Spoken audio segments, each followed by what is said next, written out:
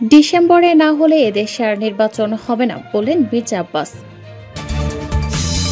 এদিকে বাংলাদেশের সংস্কার কার্যক্রমের প্রতি পূর্ণ সমর্থন জাপান প্রধানমন্ত্রীর। জানাবো ৩ দিনের মধ্যে যেসব জেলায় বন্যার আভাস।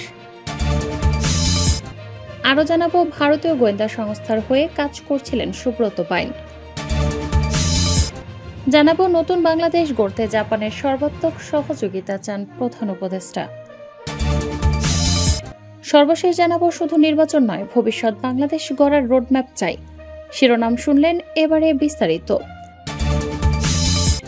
ডিসেম্বরে না হলে এদেশে আর নির্বাচন হবে না বললেন মির্জা আব্বাস। চলতি বছরের ডিসেম্বরের মধ্যে জাতীয় সংসদ নির্বাচন আয়োজনের লক্ষ্যে সুস্পষ্ট রোডম্যাপ ঘোষণার দাবি জানিয়েছেন বিএনপির স্থায়ী কমিটির সদস্য সালাউদ্দিন আহমেদ। শুক্রবার দুপুরে হাইকোর্টের মাজার গেটে বিএনপির প্রতিষ্ঠাতা ও শহীদ প্রেসিডেন্ট জিয়াউর রহমানের ৪৪তম মৃত্যু বার্ষিকী উপলক্ষে দুস্থ ও অসহায়দের মধ্যে তবারক বিতরণ অনুষ্ঠানে তিনি এ দাবি জানান। তিনি বলেন, একটি সুষ্ঠু সুন্দর জাতীয় সংসদ নির্বাচনের জন্য জাতির মধ্যে আকাঙ্ক্ষা সৃষ্টি হয়েছে এবং জাতির প্রত্যাশার ওপর আমরা আমাদের প্রত্যাশা ব্যক্ত করেছি। এর আগে বেলা 11:30টায় মানিক মিয়া এভিনিউতে জিয়াউর রহমানের মৃত্যু বার্ষিকী উপলক্ষে দুস্থ ও অসহায়দের মধ্যে বস্ত্র বিতরণ করেন সালাউদ্দিন। জিয়াউর রহমান বাংলাদেশের ইতিহাসের একটি প্রতিচ্ছবি উল্লেখ করে সালাউদ্দিন বলেন, জিয়াউর রহমানের জন্ম হয়েছিল এদেশের স্বাধীনতার জন্য। জিয়াউর রহমানকে শাহাদত বরণ করতে হয়েছে দেশের স্বাধীনতা রক্ষার জন্য। তিনি বহুদলীয় গণতন্ত্রের প্রবর্তন করে বিচার বিভাগের স্বাধীনতার জন্য জুডিশিয়াল কাউন্সিল গঠন করে গেছেন। বাংলাদেশের সংস্কার কার্যক্রমের প্রতি পূর্ণ সমর্থন জাপান প্রধানমন্ত্রীর। জাপানের প্রধানমন্ত্রী ইশিবা শিগেরু শুক্রবার প্রধান উপদেষ্টা অধ্যাপক মোহাম্মদ ইউনূসের নেতৃত্বাধীন অন্তর্বর্তীকালীন সরকারের জাতি গঠন সংস্কার উদ্যোগ এবং বাংলাদেশের শান্তিপূর্ণ উত্তরণের প্রচেষ্টায় তার দেশের পূর্ণ সমর্থন পুনরায় ব্যক্ত করেছেন। শুক্রবার টোকিওতে প্রধানমন্ত্রীর কার্যালয়ে বাংলাদেশের প্রধান উপদেষ্টার সঙ্গে এক বৈঠকে তিনি তার সমর্থন ব্যক্ত করেন। বাংলাদেশের স্বাধীনতার পর থেকে দীর্ঘস্থায়ী বন্ধুত্বের কথা স্মরণ করে উভয় পক্ষই দুই দেশের মধ্যে কৌশলগত অংশীদারিত্বের প্রতি তাদের প্রতিশ্রুতি পুনরায় ব্যক্ত করেছে। তারা সবার জন্য শান্তি, স্থিতিশীলতা এবং সমৃদ্ধি নিশ্চিত করতে একটি মুক্ত ও উন্মুক্ত ইন্দো প্যাসিফিক অঞ্চলের জন্য তাদের দৃষ্টিভঙ্গি বিনিময়ের কথা পুনরায় ব্যক্ত করেছেন। উভয় নেতা আন্তর্জাতিক ও আঞ্চলিক বিষয়গুলো নিয়েও আলোচনা করেছেন এবং জাতিসংঘের সনদের নীতিমালা সমুন্নত রেখে এই অঞ্চল এবং তার বাইরে শান্তি ও স্থিতিশীলতা নিশ্চিত করতে সহযোগিতা বৃদ্ধির প্রতিশ্রুতি পুনরায় ব্যক্ত করেছেন। ৩ দিনের মধ্যে যেসব জেলায় বন্যার আভাস। বঙ্গোপসাগরে সৃষ্ট নিম্নচাপের প্রভাবে দেশের বিভিন্ন এলাকায় থেমে থেমে বৃষ্টি হচ্ছে। টানা বৃষ্টি ও উত্তেজনায় পাহাড়ি ঢলে নদীর পানি বাড়ছে। এতে আগামী ৩ দিনের মধ্যে দেশের ৬ জেলায় বন্যা পরিস্থিতি সৃষ্টি হতে পারে।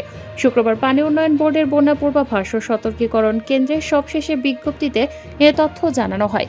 বিজ্ঞপ্তিতে বলা হয়, চট্টগ্রাম বিভাগের গোমতী, মুহুরী, ফেনী, হালদা, সাঙ্গু, মাতামুহুরী ইত্যাদি নদীর পানি আগাম ২৪ ঘণ্টায় সমতল বৃদ্ধি পেতে পারে। এ সময়ে মুহুরী নদীর পানি সমতল বিপদসীমা অতিক্রম করতে পারে ও মাতামুহুরী নদী সতর্ক সীমায় প্রবাহিত হতে পারে। ফলে ফেনীর মুহুরী নদীর সংলগ্ন নিম্নাঞ্চলে বন্যা পরিস্থিতি সৃষ্টি হওয়ার ঝুঁকি রয়েছে। এদিকে সিলেট ও ময়মনসিংহ বিভাগের সারিগোয়াইন, জাদুকাটা, মধু, ধলাই, খোয়াই ও সোমেশ্বরী নদীগুলোর পানি সমতল আগামী ৩ দিন বৃদ্ধি পেতে পারে এবং নদীগুলোর পানি সমতল বিপদসীমা অতিক্রম করতে পারে। এ সময় সিলেট, সুনামগঞ্জ, মৌলভীবাজার, হবিগঞ্জ ও নেত্রকোনা জেলায় উক্ত নদীগুলোর সংলগ্ন নিম্নাঞ্চলে বন্যা পরিস্থিতি সৃষ্টি হওয়ার ঝুঁকি রয়েছে। রংপুর বিভাগের তিস্তা, ধরলা ও দুধকুমার নদীগুলোর পানি সমতল আগামী ৩ দিন বৃদ্ধি পেতে পারে এবং তিস্তা নদীর সতর্ক সীমায় প্রবাহিত হতে পারে। তবে বন্যার শঙ্কা নেই। এতে আরও বলা হয়, আগামী ১ দিন পর্যন্ত বরিশাল, খুলনা ও চট্টগ্রাম বিভাগের উপকূলীয় নদীগুলোতে স্বাভাবিক অপেক্ষা অধিক উচ্চতায় জোয়ার পরিলক্ষিত হতে পারে। সুরমা, কুশিয়ারা নদীগুলোর পানি সমতল বৃদ্ধি পাচ্ছে, যা আগামী ৩ দিন পর্যন্ত অব্যাহত থাকতে পারে, তবে বিপদ সীমার নিচ দিয়ে প্রবাহিত হতে পারে। ভারতীয় গোয়েন্দা সংস্থার হয়ে কাজ করছিলেন সুব্রত বাইন। সম্প্রতি গ্রেফতার হওয়া অপরাধ জগতের আলোচিত নাম সুব্রত বাইন ভারতীয় গোয়েন্দা সংস্থার হয়ে কাজ করেছেন। বৃহস্পতিবার রাতে লন্ডনে অবস্থানরত আল জাজিরার অনুসন্ধানী সাংবাদিক জুলকার নাইন সাইড সামাজিক যোগাযোগ মাধ্যমে তার নিজের ভেরিফাইড ফেসবুক পেজে সুব্রত বাইন ও মোল্লা মাসুদকে নিয়ে দেয়া এক পোস্টের মাধ্যমে এসব তথ্য জানা গেছে। ফেসবুক পোস্টে তিনি উল্লেখ করেছেন, ২০০১ সালে বিএনপি সরকার ক্ষমতা নেয়ার পর আইনশৃঙ্খলা পরিস্থিতি নিয়ন্ত্রণের জন্য বাংলাদেশের ২৩ জন কুখ্যাত শীর্ষ সন্ত্রাসীদের তালিকা তৈরি করা হয় এবং তৎকালীন প্রধানমন্ত্রী খালেদা জিয়ার নির্দেশে স্বরাষ্ট্র মন্ত্রণালয় শীর্ষ ২৩ অপরাধীকে ধরিয়ে দেওয়ার জন্য পুরস্কার ঘোষণা করেন। ওই তালিকার প্রথমেই ছিল ত্রিমথী সুব্রত বাইন। তার নামে তখন ১ লাখ টাকার পুরস্কার ঘোষণা করা হয়। জুলকার নাইন সায়ের জানান, পরবর্তীতে সুব্রত বাইন উপায়ন্তর না দেখে তার সবচেয়ে আস্থাভাজন ও বিশ্বস্ত আরেক পুরস্কার ঘোষিত সন্ত্রাসী মোল্লা মাসুদকে নিয়ে যশোরের পটুখালী সীমান্ত দিয়ে ভারতে চলে যায়। কিন্তু সুব্রত প্রায় অবৈধভাবে বেনাপোল সীমান্ত দিয়ে যশোরে আসত চাঁদা সংগ্রহ করতে এবং বসবাসের জন্য। যশোর শহরের বেচপাড়া এলাকায় স্থানীয় লালটুর মাধ্যমে একটি বাসাও তখন ভাড়া নেয়। সুব্রতর দ্বিতীয় স্ত্রী বিউটির সন্তান নূরবিথিও রিপন এখানে অবস্থান করত এবং দেশের বিভিন্ন এলাকা থেকে মাসিক চাঁদার টাকা আদায়ের পর আবার সীমান্ত পার হয়ে কলকাতা চলে যেত। তিনি জানান, এরই মাঝে কলকাতা পুলিশ সুব্রতকে কালীঘাট এলাকা থেকে গ্রেফতার করে। আটক সুব্রতকে ছাড়াতে নানামুখী তৎপরতা শুরু করে আরেক শীর্ষ সন্ত্রাসী তানভীরুল ইসলাম জয় এবং তার যোগাযোগ ব্যবহার করে সুব্রতকে জেলে আটকে রেখে মুক্তি করে দেয় জেল থেকে। তানভীর জয় ছোটবেলায় দার্জিলিংয়ে পড়াশোনার সুবাদে ভারতীয় স্টাবলিশমেন্টে তার কিছু বন্ধু ছিল, যারা দেশটির সামরিক বাহিনী, পুলিশ প্রশাসন এবং সরকারি বিভিন্ন কার্যালয়ে কর্মরত ছিল। নতুন বাংলাদেশ গড়তে জাপানের সর্বাত্মক সহযোগিতা চান প্রধান উপদেষ্টা।